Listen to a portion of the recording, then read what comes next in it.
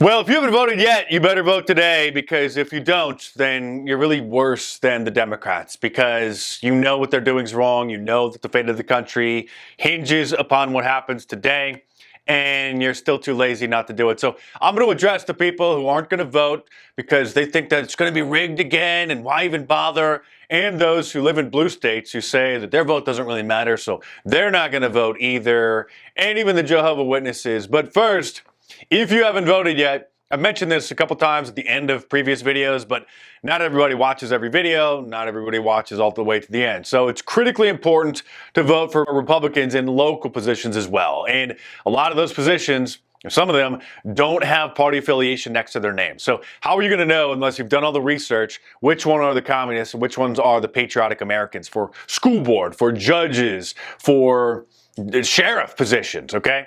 They don't have the party affiliation next to their name. So your local Republican Party, most of them have done the work for you. So whatever major city is in your area, look up the Republican Party for that city, official voter guide or endorsement guide, and they should have it put together.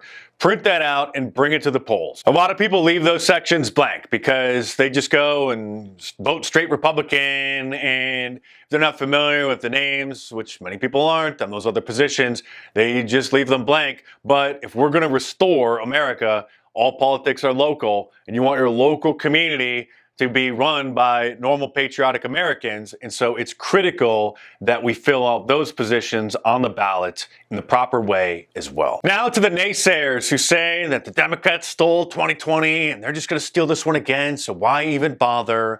That is a pathetic and loser mentality. Now, I'm not saying that there wasn't a lot of shady business in 2020 or that there's not going to be shady business going on this year, but most likely it's only a certain percentage. And so we just have to overcome the margin of fraud. People always hear about the margin of error in the polls.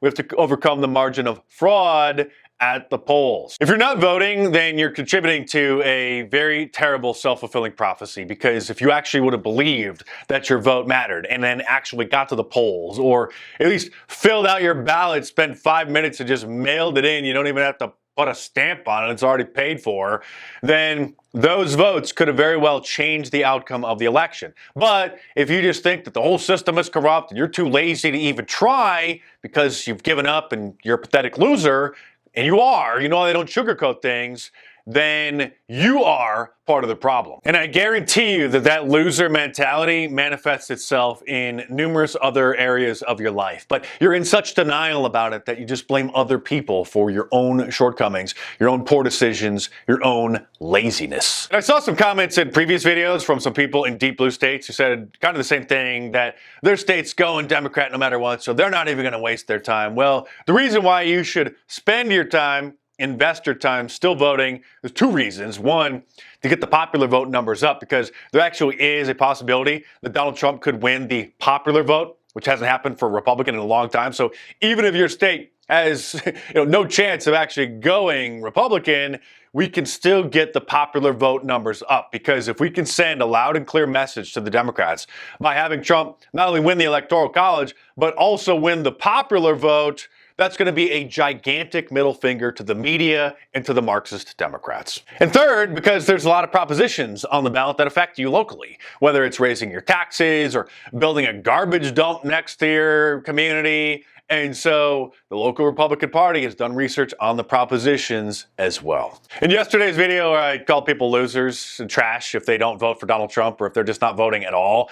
That video did lose a couple subscribers, maybe like 60 or 100 subscribers, which is fine, because I'm not one of those YouTubers who's afraid to say something that's going to offend the audience. I'm going to say the truth. And I would rather have the respect of a small number of subscribers than tap dance around certain issues and not talk about certain controversial topics, because for me, while it is nice to increase the subscribers and increase my reach, if someone is such a snowflake that they're going to get so offended, they've been a dedicated fan and watching to the end of videos like that where I make those kinds of comments, then I don't want you around here. I'm sure that some of them were Jehovah's Witnesses who don't vote at all because they think that man can't govern himself. It's just part of the Satan's system of things. And so they just leave it up to God to decide, which I'm sorry to say is Pathetic. God turns some decisions over to us, over to the community, over to families to decide what's best for us. Voting for local positions, state positions, and federal positions is really no different than voting as a family where you're going to go for dinner. I mean, you're not just going to put on a blindfold and just start driving around and pull into some random place because you're afraid to vote on where to go for dinner, thinking that, well, God will just decide. Are you? That's why I made the analogy about people at an office or at a shop voting on what's for lunch, because if you take that same mentality and just sit that out, then your vote could cast a tie-breaking vote in order to get something actually good for lunch instead of submitting yourself to the will of other people and then having them decide what it is that you're going to have to do. Don't even get me started on the theology of the Jehovah's Witnesses. They believe that only 144,000 people will get into heaven because in the book of Revelation it talks about the 144,000, not understanding that that's a figure of speech. Just like when Peter was asking Jesus about how many times he should forgive one of his brothers for sinning against him, and Jesus, he's like, well, 7 times? 70 times? Jesus said 70 times 7. So that's a figure of speech, Jehovah's Witnesses. Jesus didn't mean that you should forgive them 490 times.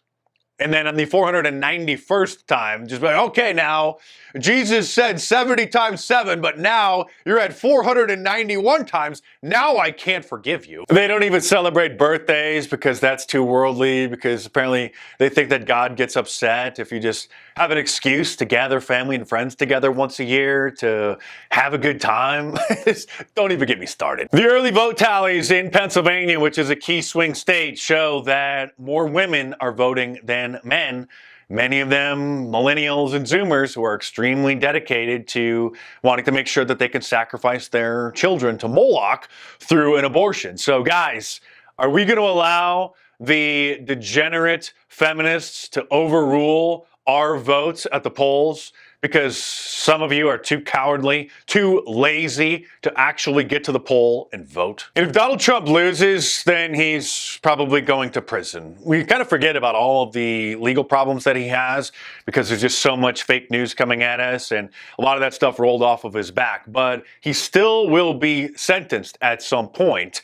And if he's not the president, then he most likely will be going to prison. All elections are dirty, but this one is the dirtiest. In previous years, there actually were legitimate policy discussions about Obamacare and pre-existing conditions and the immigration problem and taxes and tariffs. But this time around, the Democrats have no policies because all they have is lies and smears against Donald Trump. And sadly, we live in such a dumbed down society.